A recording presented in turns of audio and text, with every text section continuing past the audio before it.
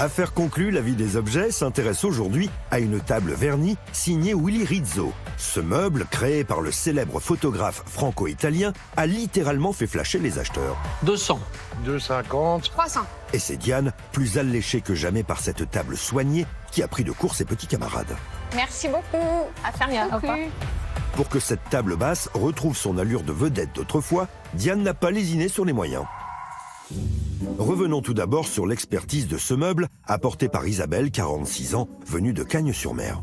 Alors cette table, elle est en quoi? En résine. C'est un plastique, un polymère un petit peu particulier qui va rendre l'aspect du marbre, qui est un matériel très coûteux et très difficile à travailler. Une plaque de marbre comme celle-ci, je ne vous dis même pas le poids. Et puis, c'est beaucoup moins fragile à la casse.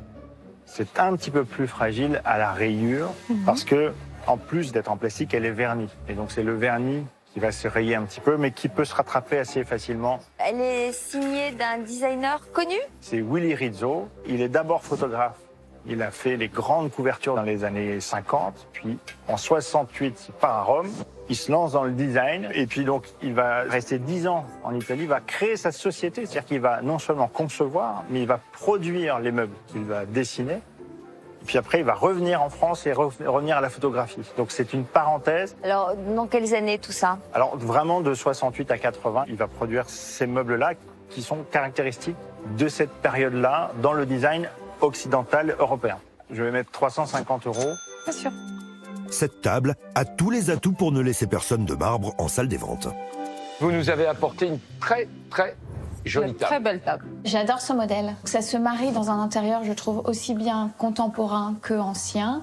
Et j'ai vraiment très envie de m'en emparer. Bon allez, je vais commencer à Celui-là, 50 €. 100.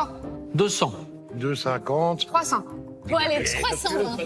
Je fais pas une enchère démesurée. Il faut pas non plus dévoiler mon intérêt majeur pour cet objet. Et ben voilà. On entend les mouches voler. Il n'y a plus un bruit, plus personne n'y va.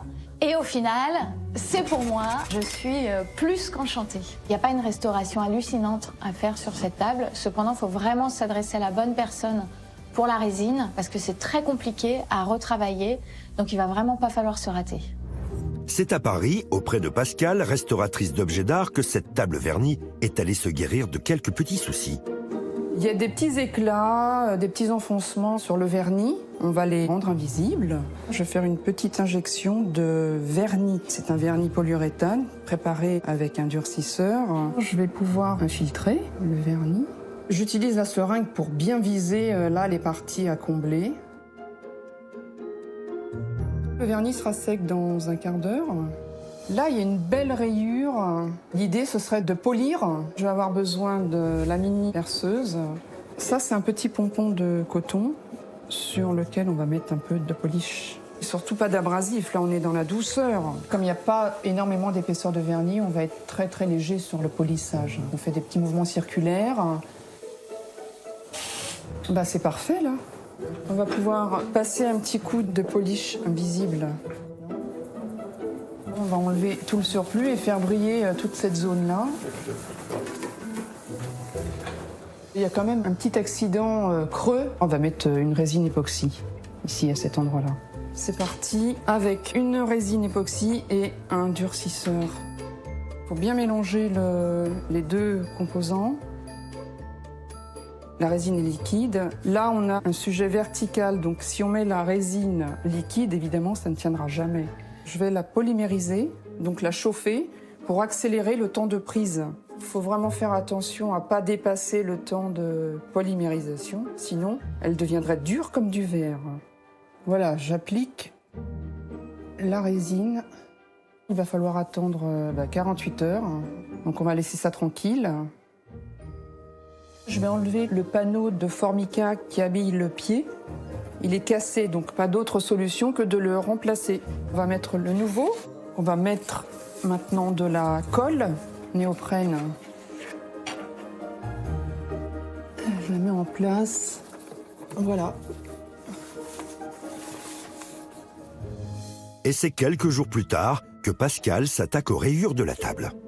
On voit que sur le plateau, il y a plein de micro-rayures. Et là, il n'y a que le polissage qui va en venir à bout. C'est parti.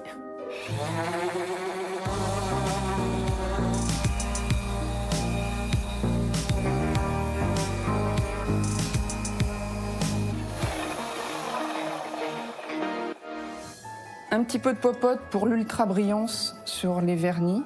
On étale tout ça. Elle le mérite. On va retourner avec la machine pour repolir de nouveau. Bon, là, on va enlever la mousse qui a servi à polir. Et là, on va aller avec un coton beaucoup plus doux pour lustrer.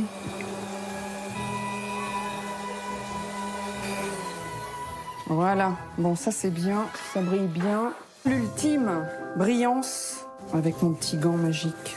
Là, on caresse la table pour qu'elle devienne miroir.